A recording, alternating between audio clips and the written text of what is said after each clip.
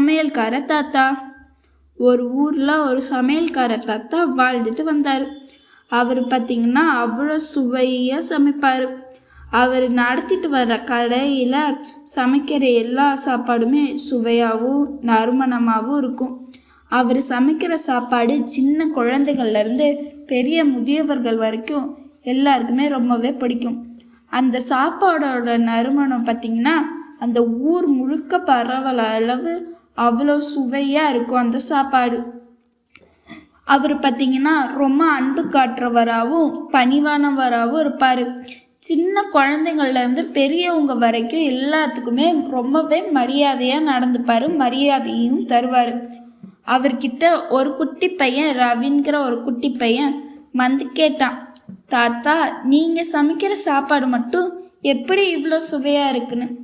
அதுக்கு அந்த தாத்தா பதில் சொன்னார், நான் மற்றவங்க சமைக்கிற மாதிரி பொதுவாக தான் சமைக்கிறேன், ஆனால் அதில் கொஞ்சம் அன்பையும் கலந்து சமைக்கிறேன், அதனால தான் அது இவ்வளோ சுவையாக இருக்குன்னு சொன்னார். அப்புறம் சொன்னார், ரகசிய மசாலா என்னோடது என்னன்னா அன்பு தான், நான் காமிக்கிற அன்பு தான் அப்படின்னு சொன்னார். அன்பால் எந்த உணவு செஞ்சாலுமே அது சுவையாக இருக்கும்னு அன்னையிலேருந்து எல்லாத்துக்குமே புரிஞ்சிச்சு. நீதி: அன்பும் பகிர்வும் வாழ்க்கையை இனிமையாக்கும். இன்னைக்கான கேள்வி என்னன்னா, தாத்தாவோட ரகசிய மசாலா என்ன?